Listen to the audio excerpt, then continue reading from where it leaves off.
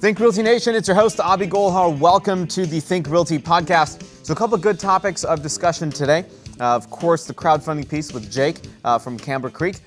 And we'll be talking about Detroit, Michigan, and doing a little market update there to see what opportunities may lay ahead for us in Detroit.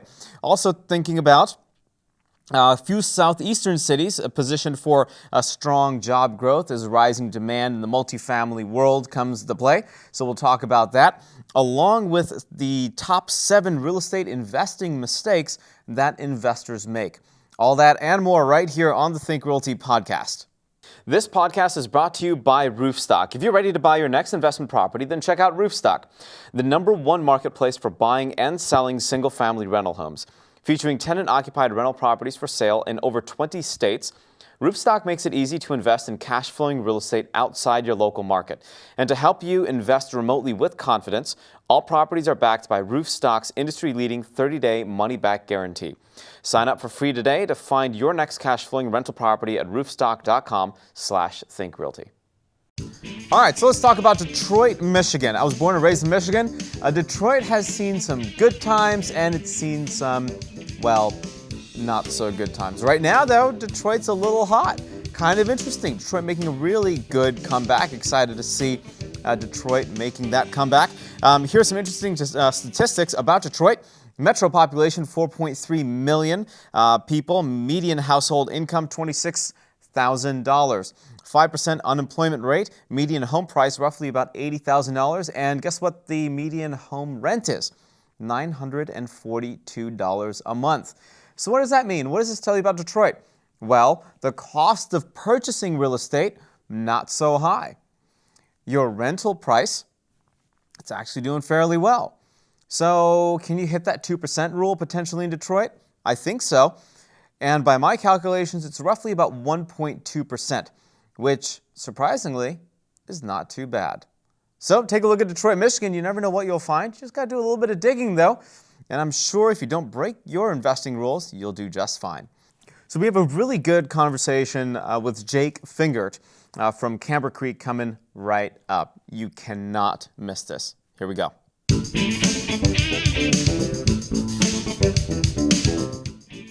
Jake, welcome to the show. How are you doing, man? Doing great. Great to see you today. Hey, likewise. So give us a little background. Who are you? What do you do at Camber Creek? Yeah, sure. So I'm a general partner at Camber Creek. By way of background, I spent about the first 10 years of my career in management consulting. I was a principal at Boston Consulting Group. I was on the management team both in North America and also in Asia for a period of time. And then about 6 years ago, an opportunity came up to go to GSA, which does all the real estate for the federal government. I joined GSA as a senior advisor to the administrator, running a number of things in my portfolio. One of those things was figuring out how does the federal government do a better job of adopting technology across their real estate portfolio. The federal government, as you may know, owns and operates property in just about every major city in the U.S. They own everything from the Ronald Reagan building downtown to Social Security offices around the country, and they operate those buildings. And one of the big things we were working on when I was at GSA was trying to figure out how do we adapt with the times? How do we use a lot of the new technology that was coming onto the market? How do we better partner with those technology companies to create benefits for the federal government and ultimately for the taxpayers? From GSA, I went to the White House where I was on the National Economic Council for the last 2 years of the Obama administration. I ran the infrastructure portfolio, which included things like launching the Smart Cities initiative with President Obama in 2015. Yep. And then at the end of the Obama administration, the end of 2016, I joined Camber Creek for our second fund as a general partner. Awesome. When it comes to crowdfunding, I mean, we've seen a lot of change here over the last couple of years with this. I know initially you had your patch of land, et cetera, early adopters. Help me understand the history behind crowdfunding and take me through where it is today. Yeah, it's a great question. Crowdfunding is a really interesting space. It kind of plays at the overlap between policy and real estate, and a lot of real estate technology companies actually play at a similar intersection given all the permitting and other, regulatory requirements involved with doing major real estate projects. So in 2012, the U.S. government passed something called the Jobs Act, which was essentially created to help give more people access to real estate investing as an asset class. Real estate historically has been a great performing asset class. And traditionally, the way to invest in real estate, if you're just a normal citizen, so not an accredited investor or a large private equity firm, either invest in a publicly traded REIT or to buy something directly yourself. So you couldn't really access the private markets. And the regulators came in and they said, hey, there's a gap here. It shouldn't just be these large institutional investors and these large private equity funds that are having access to these investment opportunities. We should open it up to the public, really democratize the real estate investing space. So they passed something called the Jobs Act, which allowed investors in real estate to open up their deals to non-accredited investors, which is basically normal citizens, people that are have a net worth of under $1 million and are making under $200,000 a year.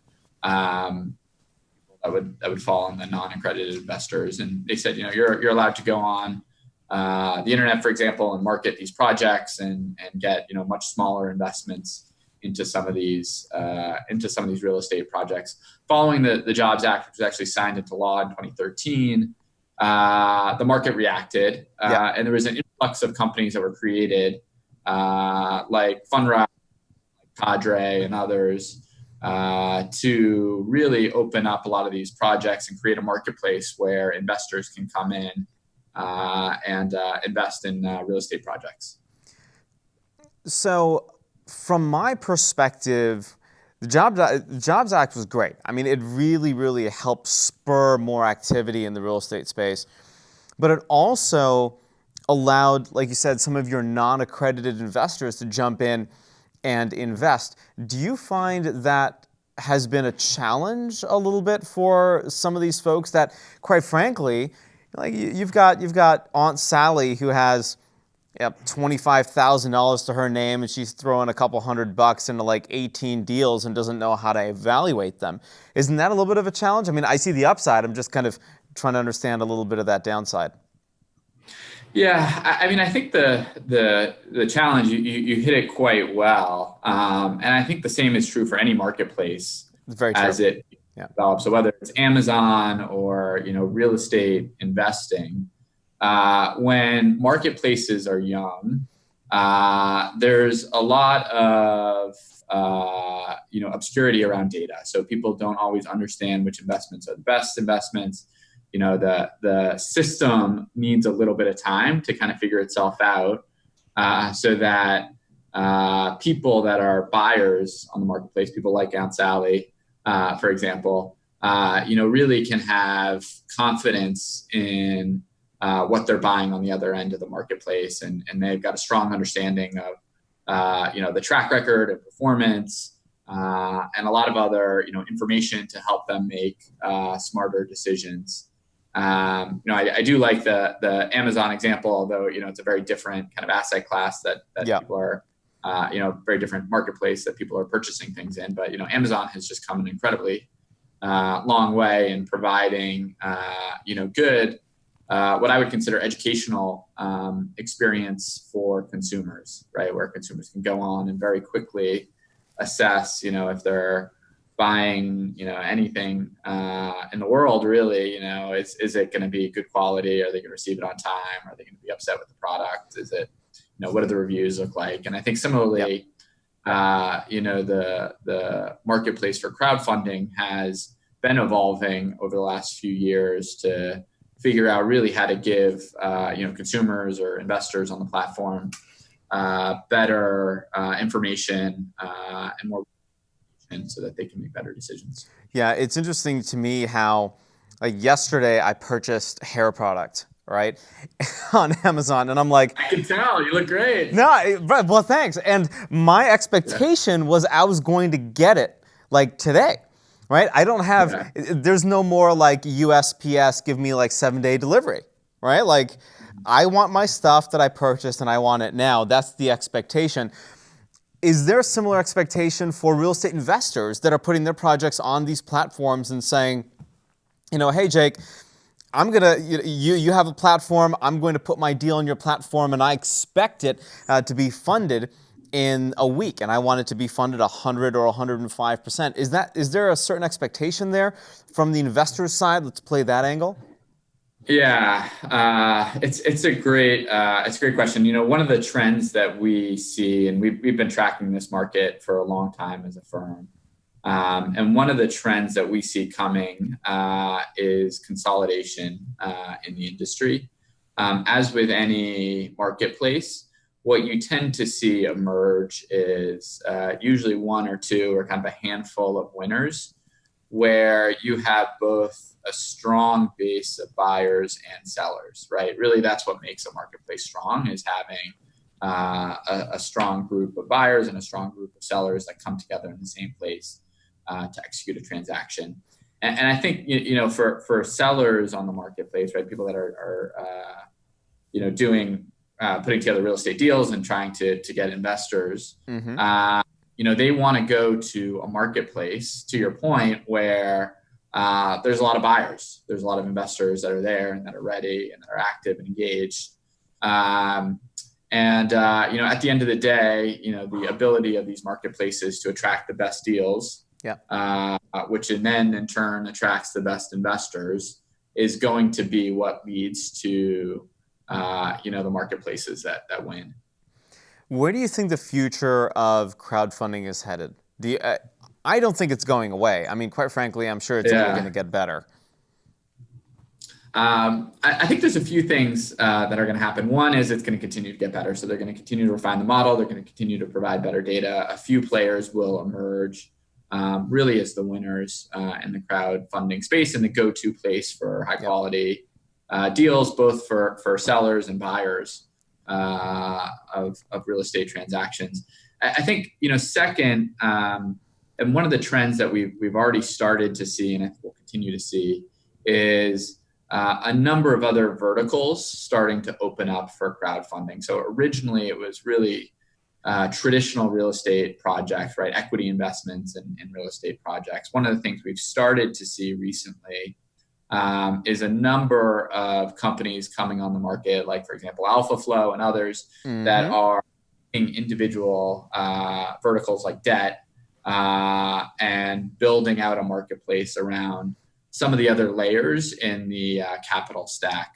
I think similarly, one of the newer phenomenons that we've seen really in the last 6 months is groups coming out and saying, we're going to start creating marketplaces for opportunity zone investing. Yes.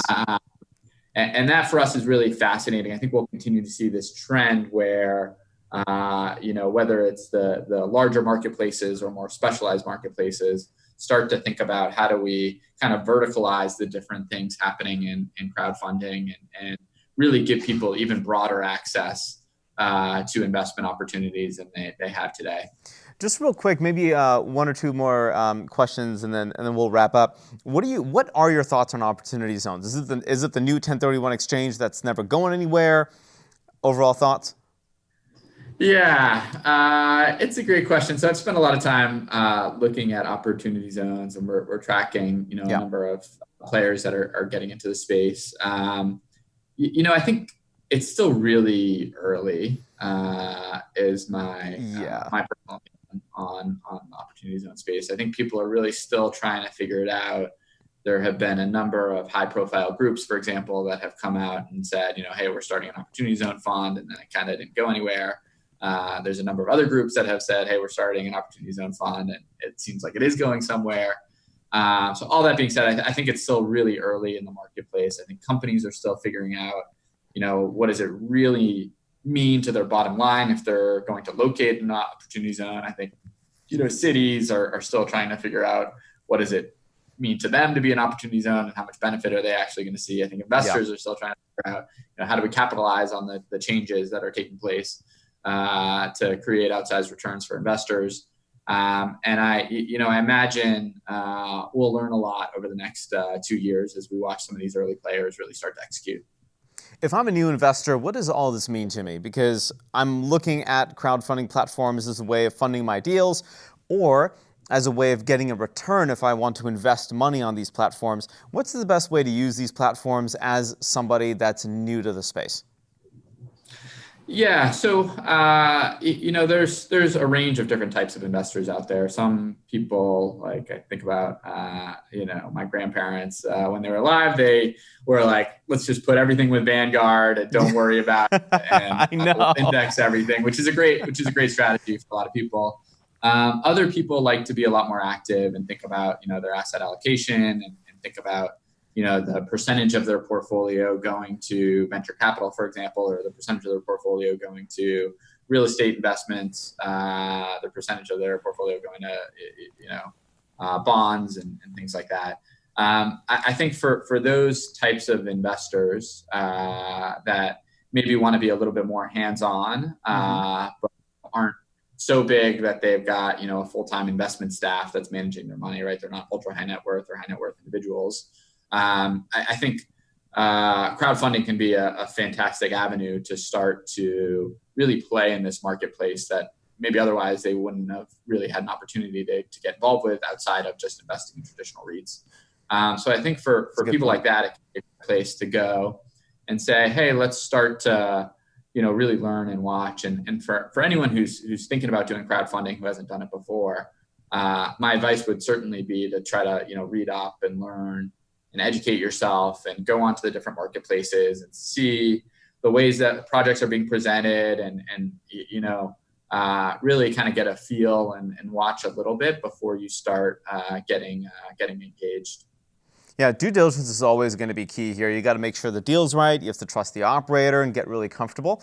So you bring up a lot of good points, and I appreciate the Vanguard example because that's very traditional, right? You've got your REITs, you've got your bonds, you got your stocks, you got all this stuff. I'm not really an individual stock guy. I'm always going to be some type of like REIT or healthcare, and then also a single family, multifamily stuff. So, Jake, I certainly appreciate you coming on the show and sharing some of your insights. Certainly appreciate that. What's the best way to reach out if I have any questions?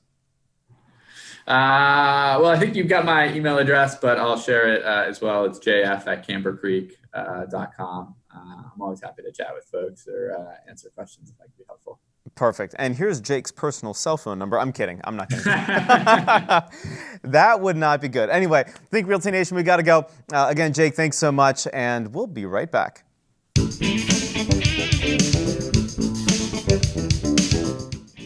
This next segment is brought to you by Narada Real Estate Investments, your premier source for cash flow investment property.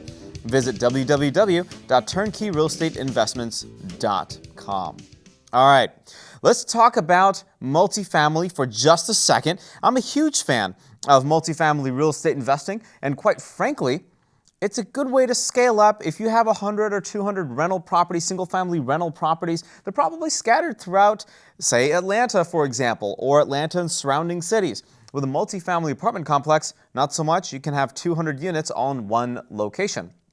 So, the southeastern cities that are actually really hot right now for multifamily, Atlanta, Charlotte, we have Nashville, are they're just on fire. If you drive down 75, 85 and you're going south, you'll see new apartments being built everywhere. So there's really strong demand, strong growth here in the specific area. Job growth is, of course, leading that front. In Charlotte, for example, the apartment inventory has grown by an average of 3.6% per year since about 2010. And that should give you some type of indication of where we are in the space. Is it smart to buy? Is it smart to sell? What I do know is as a seller right now, you could probably make a little bit of a killing. And quite frankly, I don't blame you. For buyers, be careful, make smart decisions, and don't violate your buying criteria. All right, next up, I want to talk a little bit about some of these mistakes that new investors and even pro investors have been making as being in the real estate investing game. Sometimes it's easy to overlook a couple of things, but not these 7 mistakes. I'll pick on a couple to talk about just for a quick second, but let's start with number 7, planning on the fly. Number 6, we've got not doing the research. I talk about that a lot here on Think Realty. And it's surprising to me how many people still don't do the right kind of research. I mean, seriously? Get your comps right. Number 5, hiring the wrong people. Number 4, having a get-rich-quick mentality. That's right, HGTV. Real life doesn't really work that way. Number 4 is the having get-rich mentality, get-rich-quick mentality. Number 3, spending too much money. Spending too much money. You want to get in control of those renovation budgets. Number 2, not planning for expenses. If you don't have a little slush fund or some type of reserve fund, shame on you. And number 1, you want to know what your number 1 is? Forgetting Plan B. You never want to forget Plan B, and I'll talk about number 1. There's so many exit strategies as real estate investors we should have in our back pocket. You want to know which one's my number 1? Renting to a renter, worst case scenario, if I can't sell. And what does that mean? Does that mean I'm going after your $1 million exits on some of these new construction deals? Absolutely not. I think that's the most ridiculous thing ever. I'm buying property between $80,000 and $110,000, $120,000. This ensures that if I want to flip it, I can flip it to a first-time home buyer, or number 2, if I need to rent it, I can rent it. This podcast is brought to you by Roofstock. If you're ready to buy your next investment property, then check out Roofstock, the #1 marketplace for buying and selling single-family rental homes. Featuring tenant-occupied rental properties for sale in over 20 states, Roofstock makes it easy to invest in cash-flowing real estate outside your local market. And to help you invest remotely with confidence, all properties are backed by Roofstock's industry-leading 30-day money-back guarantee. Sign up for free today to find your next cash-flowing rental property at roofstock.com/thinkrealty. Think Realty Nation, that's a wrap. That's the show. It's the podcast. Have any questions? You want to get in touch? It's super easy to do so. Go to thinkrealty.com. We also have a magazine. It's conveniently titled Think Realty Magazine. You can pick it up at Barnes & Noble nationwide.